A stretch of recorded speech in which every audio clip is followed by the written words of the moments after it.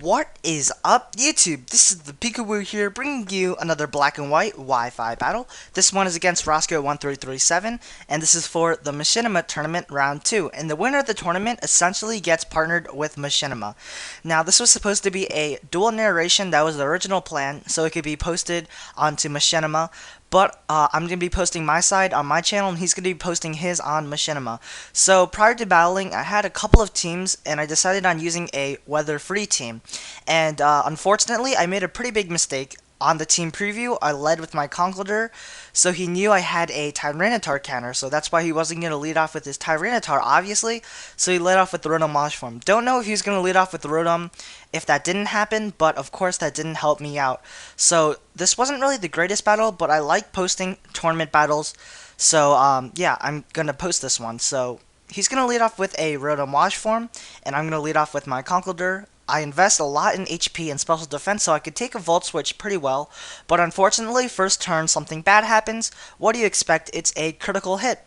And that's going to ruin my Conkeldurr because not only is it crippled at this point, it also gets pretty much walled by his Gliscor, so I have to take out his Gliscor before I can use my Conkeldurr. So my plan here is to bring in my Rotom Washform because it's a really great counter against Gliscor, and overall, it counters a lot of weather Pokemon, such as Gliscor, Tyranitar, other Rotom Washforms, and unfortunately, second turn, he's going to get the freeze, and that really sucks because Rotom is my biggest counter against his team, and yeah, he's going to freeze it. So at this point, I'm pretty much screwed. He's going to go into his Ferrothorn, and he's going to abuse the fact that I'm frozen, and he's going to start setting up some entry hazards. My plan here is to go into my Skarmory to start setting up some entry hazards because he's going to do it as well, so I might as well maximize my Stealth Rocks as well as my Spikes as well. So this is a double-edged sword at this point because I can get my Spikes up and my Stealth Rocks up, but he's going to maximize his entry hazards, and that kind of sucks. But the good thing is half of my team is immune to Spikes, so that's a pretty good sign. Anyways, he's going to bring in his Rotom Washform as he goes for his all three layers of Spikes, so he can force me out. And I do decide to go into my own Rotom Washform to take the Volt Switch, and that's exactly what he does. I'm okay with that, because I can take that pretty nicely, as you can see by the damage here. And he's going to bring in his Tyranitar. Now, bringing in a Tyranitar against a Rotom Washform is not really the best play in the world, because you really don't want to do that. And I can just easily go for the Hydro Pump or the Will-O-Wisp to pretty much cripple this Tyranitar, but unfortunately he gets really lucky and he gets like a 5-turn freeze, so I'm actually never able to thaw him out. And the main priority of him, well, the main motive of him bringing in his Tyranitar is to pretty much set up his Stealth Rock so he can maximize all his entry hazards, so then he can start proceeding to go for crunches to try to take me out. Unfortunately, I'm still not thawing out, and this is really upsetting because losing your Rotom Washform early on in the game is never a good sign, especially against a weather team that puts you in a really severe disadvantage. Now, I'm going to go into my Jirachi, and my plan here is to predict him to go into his Rotom Washform, and I'm going to double switch and go into my Scarf Hydreigon. But he ends up switching into Ferrothorn, which actually works just as well, because I can counter him with a Fire Blast or a Focus Blast. Now, my train of thought here was I'm going to go for the Focus Blast, predicting him to go into his Tyranitar to take either the Fire Blast or the Draco Meteor, and I was actually expecting him to switch because I thought he would value his Ferrothorn more than his Tyranitar, but unfortunately that isn't the case. Of course, what do you know, I'm going to miss my Focus Blast and he's going to paralyze me, and having a paralyzed Hydreigon, not really good at all because Hydreigon is one of those Pokemon that really rely on his high speed stat, and having it crippled is pretty much useless. I'm going to bring in my Skarm here as he goes for the Leech Seed. He misses. That's probably the only hacks I'm going to get in this battle, which is just absurd. This battle was the most ridiculous battle I've ever been in. So he's going to go into his Rotom Washform pretty much to force me to switch as I set up my last layer of Spikes. So now we both maximize entry hazards, and pretty much that's good for me because his Tyranitar will die to 2 switch-ins, but my Conkeldurr is pretty much useless, as well as my Jirachi. So I'm going to go into my Hydreigon here to take the obvious Volt Switch. He's going to switch, he's going to go into his Latios. Now, I'm going to decide to fodder out my Jirachi, because at this point, I'm pretty sure Jirachi is the most useless, Jirachi and Conkeldurr, because they pretty much get wrecked by entry hazards. So I'm going to fodder out my Jirachi, and maybe he would want a Trick, I don't know. But if he does, I'm okay with that because Jirachi is pretty much dead weight to my team. And what do you know, he's going to get another critical hit.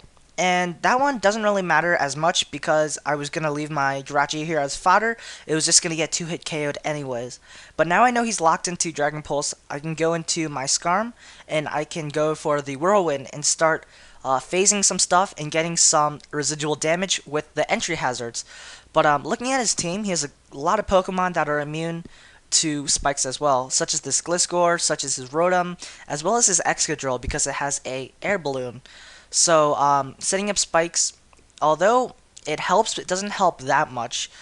So at this point, I'm gonna start scouting if he has the taunt. I see that he goes for the Ice Fang instead of the taunt. I'm gonna go for the Roost once more to see what he's gonna do. Even if he goes for the Swords Dance, a +2, heck, even a +6 Ice Fang wouldn't even do that much to a Skarm. So he's gonna go for the Ice Fang. He's gonna get the crit as well as the freeze. Like, what are the chances of that, honestly? But I am gonna thaw. This is just so ridiculous, this battle. And then I'm gonna face him into his Excadrill, which is pretty good because I'm going to see that he has the air balloon here, so it's always nice information to know, and I know I can fully wall this Excadrill with this Skarm, so I can phase him out and bring in a new Pokemon to get some more residual damage. I'm going to roost up here because I really want to stay close to max because, you know, it's just good to have since you want that sturdy ability activated. And then he's just going to go for the Swords Dance. I really don't know why, but then he, well, then again, he can't really do anything against my Skarm anyways, and he was hoping I would do something stupid and wouldn't phase him out or something. Right here, I'm going to go for the Whirlwind once more.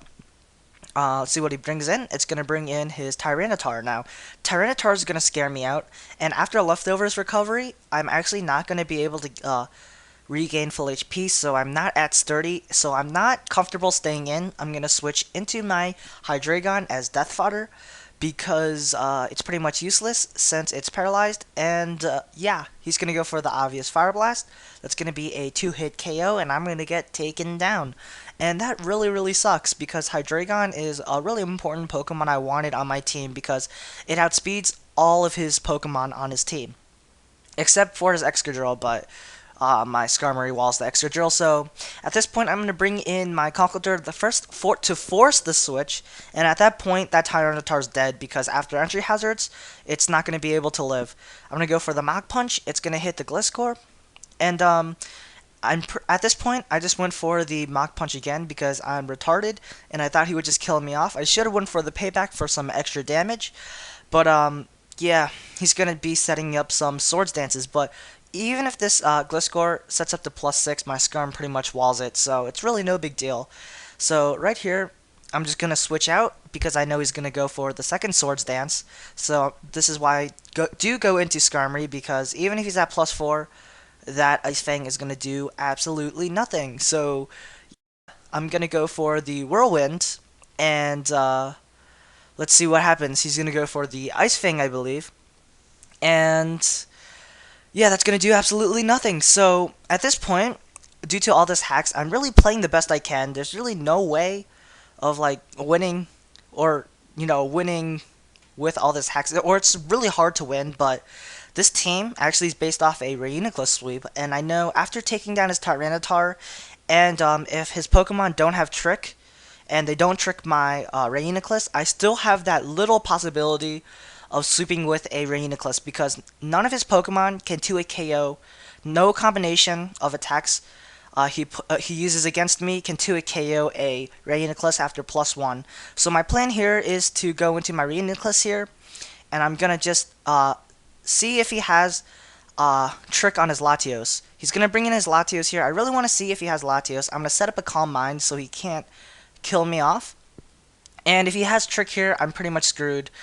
There's no way I can get a sweep with the Reuniclus, but as you'll see, he has the Dragon Pulse, which is really, really good because that gives me a little bit of hope. I still have a chance of, attempting a sweep with Reuniclus. So I see that he has the Dragon Pulse. That's not doing much. It's doing around 35%. And right here, I'm just going to go for the Psychic, or Calm Mind, or Focus Blast, or Recover, one of my moves, as he switches out into Ferrothorn. And Ferrothorn doesn't really threaten me, but it threatens me to the point where I don't want to get hit by a Thunder Wave, because in 5th generation, mechanics has changed so that Magic Guard, usually in 4th generation, you can't get fully paralyzed, but in 5th generation, you can. So that kind of worries me. I don't want that to happen, so I go into my Skarmory to take the Thunder Wave, and I believe I only have 2 Pokemon left, my Skarm and my Reuniclus. And he's gotten like 5 Pokemon, which is just like, yuck.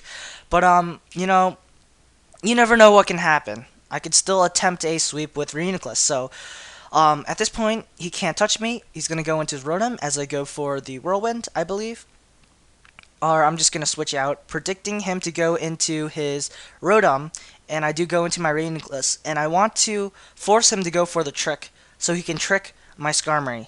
And if he tricks my Skarmory, he pretty much has no counters against my Reuniclus anymore, and that puts me at a really great spot, actually, despite all this hacks.